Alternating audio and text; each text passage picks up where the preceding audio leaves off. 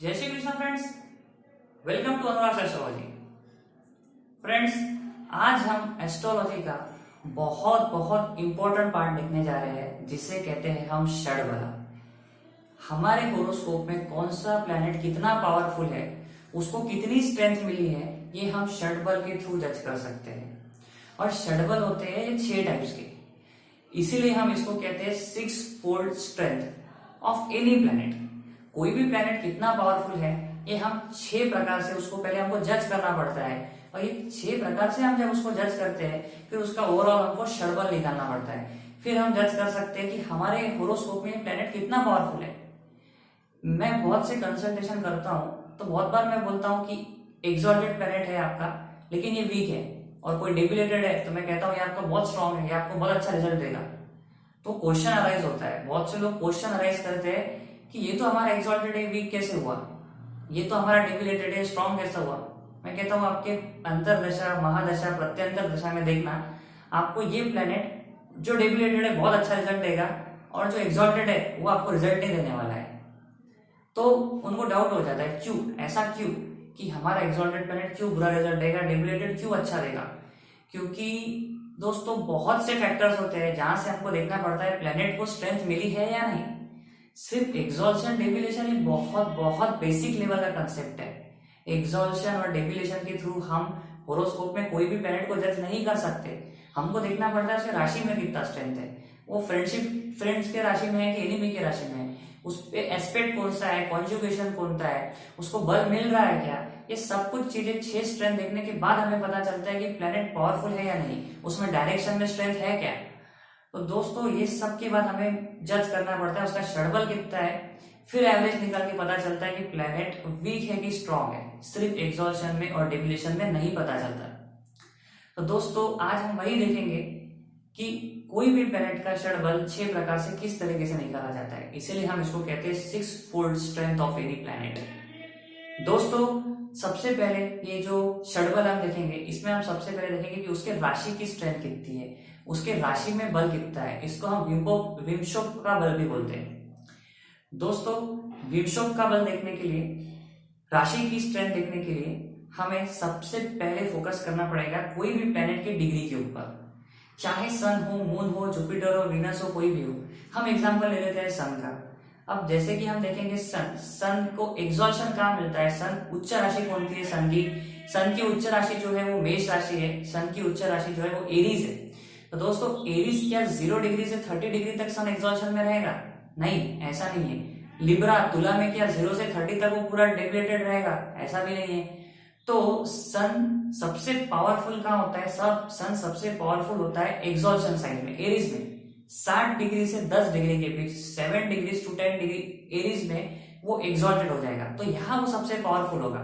बाकी की जो डिग्री रहेगी उसकी, वहां पे वो इतना एक्सॉल्टेड नहीं रहेगा। तो जिसका सन 7 से 10 डिग्री के बीच में है, वो लोगों को बहुत अच्छे रिजल्ट मिलेंगे, और बाकी लोगों को वैसे रिजल्ट नहीं मिलेंगे। तो सभी एक्सॉल्टेड सन सबके सेम रिजल्ट नहीं देते।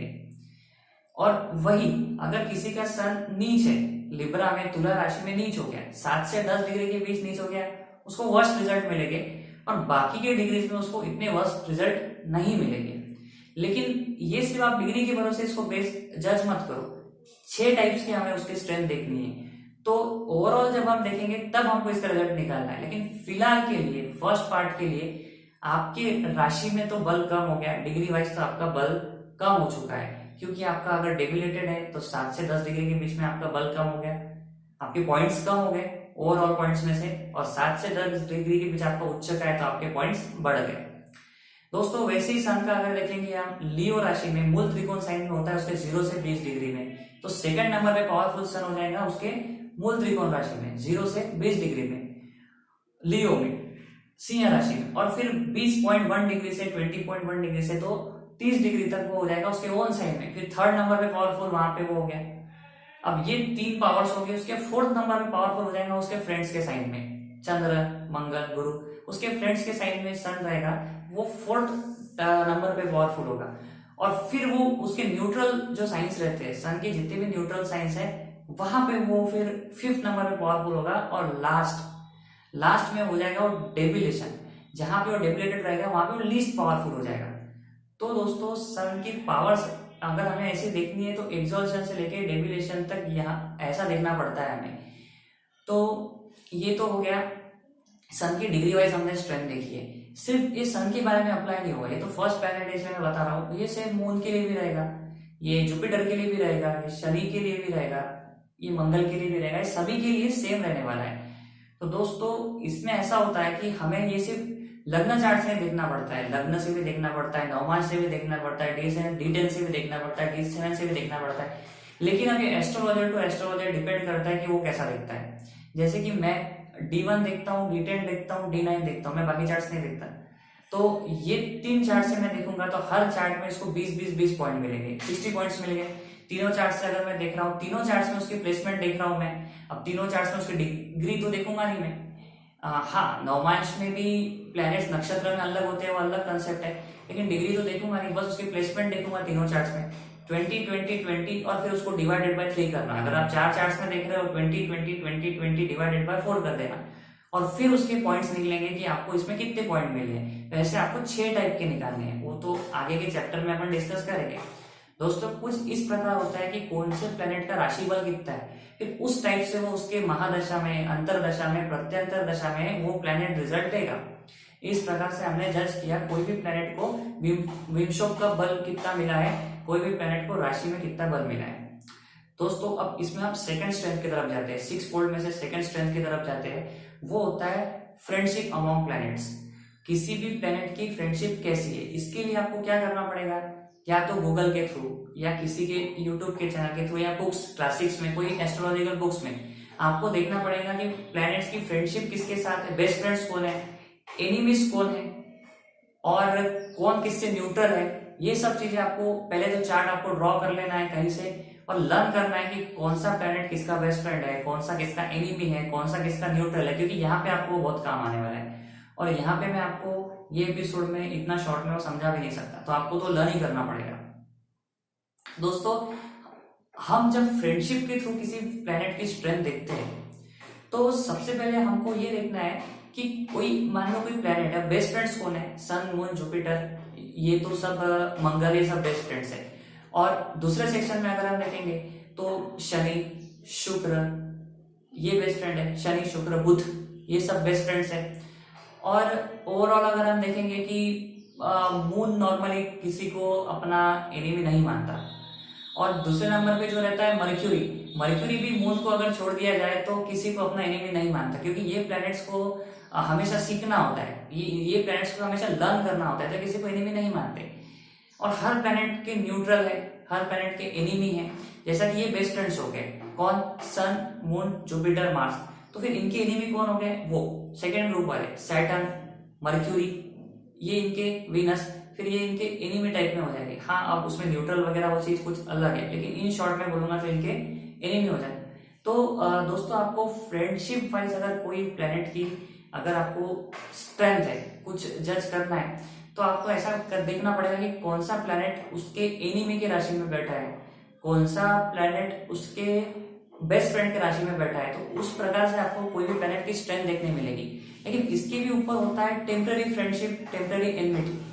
अब टेम्पररी फ्रेंडशिप क्या है, क्या होता है कि किसी के हॉरोस्कोप में शनि और मंगल, हमको पता है कि शनि और मंगल तो बहुत बड़े शत्रु है, शनि और सूर्य बहुत बड़े शत्रु है, लेकिन फिर भी महादशा में एक की महादशा रही, एक की अंतरदशा रही, तो बेस्ट रिजल्ट मिलता है, एकदम बेस्ट। किसी की इसमें बर्बाद हो जाते हैं, वर्स्ट मिलता है, ऐसा क्यों। टेम्पररी फ्रेंडशिप भी होती है ना, और टेम्पररी एनमिटी भी होती है उनके बीच में।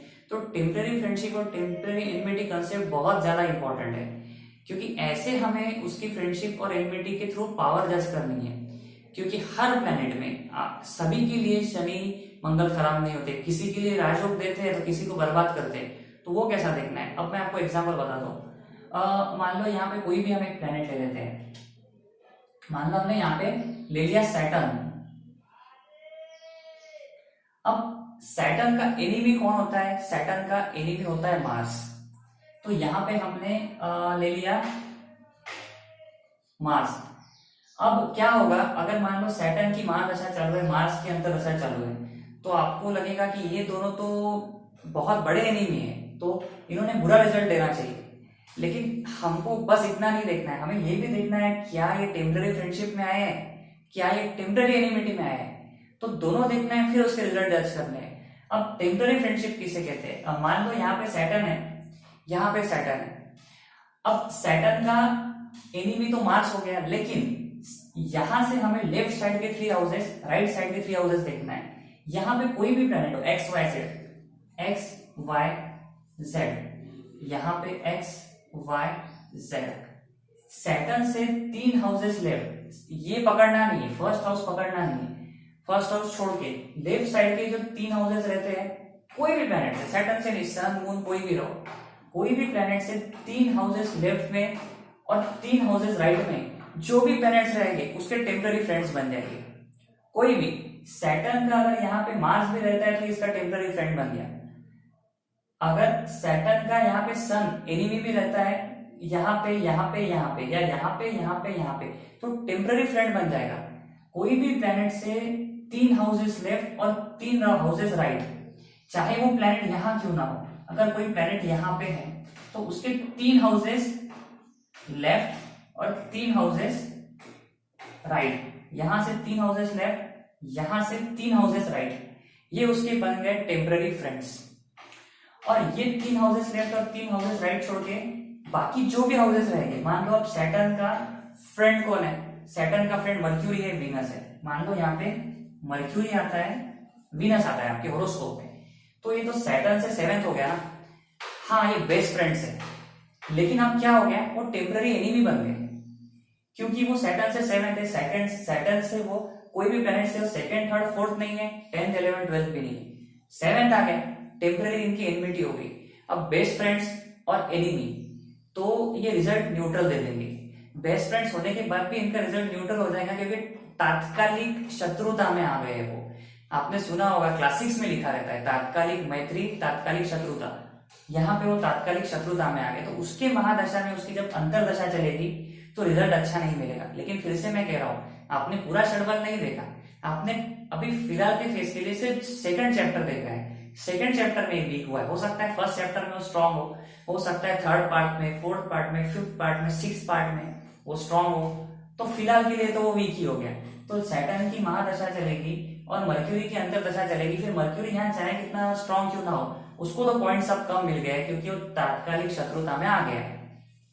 अब दोस्तों दूसरी कोई भी बात ले लेते हैं। मान लो अब यहाँ जुपिटर आपका पड़ा है, सैजिटेरियस में आपका जुपिटर पड़ा है, और फिर जुपिटर का फ्रेंड कौन हो गया?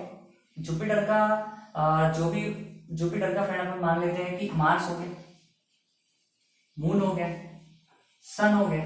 इसमें से कोई भी प्लैनेट अगर जुपिटर के 2nd हाउस में हो गया, अब यहाँ पे क्या हुआ, एक तो जुपिटर का बेस्ट फ्रेंड है मार्स, मून, सन। जुपिटर के बेस्ट फ्रेंड हो गए मार्स, मून और सन। बेस्ट फ्रेंड के साथ साथ वो 2nd हाउस में भी आ गए। अगर वो 2nd हाउस में आ गए, राइट, उसके 2nd हाउस में आ गए, तो फिर यहाँ पे वो उसके टेम्पररी फ्रेंड्स भी बन चुके हैं और नेचुरली भी उनके बीच में बहुत अच्छी फ्रेंडशिप है। तो दोस्तों, क्योंकि उनके बीच में नेचुरली बहुत अच्छी फ्रेंडशिप है, वो टेम्पररी फ्रेंड्स भी बन गए। अगर वो यहाँ ये 3 हाउसेस में भी आते थे, जैसे कि यहाँ पे सन आ गया होता, अब जुपिटर का बेस्ट फ्रेंड है सन, अब आपको लगेगा कि महादशा आपकी चालू है जुपिटर की, अंतरदशा आ गई सन की। अब सन तो यहाँ पे जुपिटर से 12th हो गया, उसने बुरा रिजल्ट देना चाहिए, लेकिन क्योंकि वो टेम्पररी फ्रेंडशिप में भी आ गया, वो टेम्पररी फ्रेंडशिप में आ गया तो बहुत अच्छा रिजल्ट देगा। तो इस प्रकार से यहां से 3 हाउस आगे और यहां से 3 हाउस पीछे, अगर हम ऐसा देखेंगे तो टेम्पररी फ्रेंडशिप और टेम्पररी एनिमिटी हो जाती है। तो फिर उसके ऊपर से हमको जज करना पड़ता है कि बेस्ट फ्रेंड्स हैं लेकिन न्यूट्रल हो गए तो रिजल्ट अच्छा नहीं मिलेगा। अगर बेस्ट फ्रेंड्स हैं और ये टेम्पररी फ्रेंडशिप में भी वो अच्छे हो गए, टेम्पररी फ्रेंडशिप भी होगी, बहुत अच्छा रिजल्ट मिलेगा। एनिमी है, मान लो सैटर्न है और मार्स एनिमी है, बहुत बुरे एनिमी है, लेकिन अब सैटर्न से मार्स अगर यहाँ 7 चला जाता है तो यहाँ पे तात्कालिक शत्रुता हो गई, ये इतना बुरा रिजल्ट देगा कि आपको बर्बाद करके रखेगा, क्योंकि ये फिर तात्कालिक शत्रु भी बन गया और परमानेंट शत्रु भी बन गया। मान लो 2 प्लैनेट्स है, अगर वो परमानेंट शत्रु है लेकिन टेम्पररी फ्रेंडशिप में आ गए तो न्यूट्रल रिजल्ट देंगे। इस टाइप से आपको जज करना पड़ता है कि टेम्पररी फ्रेंडशिप है क्या, टेम्पररी एनिमिटी है क्या, और आपको फिर रिजल्ट जज करने पड़ते हैं। अब मैं यहाँ पे एग्जांपल लेता हूँ। यहाँ पे हमने सैटर्न लिखा है और सैटर्न में मिटा देता हूँ, थोड़ा कंफ्यूज हो जाएगा। अब यहाँ पे अगर मैंने मून लिखा है, मून का बेस्ट फ्रेंड कौन है? मार्स है ना। अगर यहाँ पे मैंने मार्स लिख दिया, मून के साथ में मैंने मार्स लिख दिया, अब ये तो बेस्ट फ्रेंड्स है ना, ये बेस्ट फ्रेंड्स होते हैं, फ्रेंड की राशि में भी है। लेकिन क्योंकि तात्कालिक मित्रता में फर्स्ट हाउस, जो हाउस पे, यहाँ का डिस्पोजिटर कौन है? यहाँ का डिस्पोजिटर मार्स है। अगर वो वही बैठ जाए, अगर कोई प्लैनेट के साथ में यहाँ ही का डिस्पोजिटर बैठ जाए तो उसका एनिमी बन जाता है। तो अब यहाँ पे तात्कालिक शत्रुता आ जाएगी। तो ये कॉम्बिनेशन जो रहेगा वो इतना अच्छा नहीं रहेगा। जो महालक्ष्मी योग हम बोल रहे हैं बन रहा है, षड में महालक्ष्मी योग का बल कम हो जाएगा। इसलिए हम देखते हैं कि बहुत गरीबों की भी कुंडली में हमको महालक्ष्मी योग देखने मिलते हैं, लेकिन उनको रिजल्ट नहीं मिल पाते, क्योंकि कोई भी प्लेनेट, कोई भी राशि का डिस्पोजिटर है। यहाँ पे मार्स यहाँ का डिस्पोजिटर है ना, तो यहाँ पे मून था, उसका डिस्पोजिटर यहाँ पे आ गया तो ये प्लेनेट वीक बन गया, तो टेम्पररी एनमिटी होगी। यहाँ पे मैं और एक एग्जांपल देता हूँ ताकि आपको कंफ्यूज ना हो। यहाँ पे मान लो मैंने लिखा है सन, सन का बेस्ट फ्रेंड कौन है? जुपिटर। यहाँ पे अगर जुपिटर आ गया, अब 9 नंबर की राशि सैजिटेरियस का डिस्पोजिटर कौन है? जुपिटर है। अब जुपिटर खुद की राशि में आ गया सन के साथ, तो यहाँ पे तात्कालिक शत्रुता हो गई, यहाँ पे टेम्पररी एनमिटी हो गई। तो यहाँ पे अगर ऐसा हो गया तो ये कॉम्बिनेशन भी बहुत अच्छा नहीं रहने वाला है, क्योंकि उसी के राशि में जिसका डिस्पोजिटर है वही प्लैनेट आ चुका है, तो उसका बेस्ट फ्रेंड भी क्यों ना रहो, पॉइंट्स कम हो जाएंगे। तो दोस्तों हमने अभी 2 चैप्टर देखे हैं। एक हमने देखा राशि में कितना स्ट्रेंथ है, एक हमने देखा टेम्पररी फ्रेंडशिप किसे कहते हैं, एनमिटी किसे कहते हैं, फिर उसके हिसाब से रिजल्ट कैसे आएगा। एनिमी रहा परमानेंट, टेम्पररी एनिमी बन गया, वर्स दे देगा। ऑल्दो अगर परमानेंट एनिमी रहा और टेम्पररी फ्रेंड बन गया तो न्यूट्रल रिजल्ट कर देगा। इस प्रकार से हमें जज करना है। ये तो अभी हमने 2 पॉइंट्स देखे सिर्फ, और हमारे 4 बाकी है। ये 6 पूरे जज करने के बाद हमें मालूम पड़ेगा कि कौन से प्लेनेट में कितनी स्ट्रेंथ है, उसके हिसाब से हमको रिजल्ट मिलेगा। दोस्तों हम अभी आगे के भी चैप्टर डिस्कस करेंगे, मेरे साथ बने रहें। आप सभी लोगों को जय श्री कृष्ण।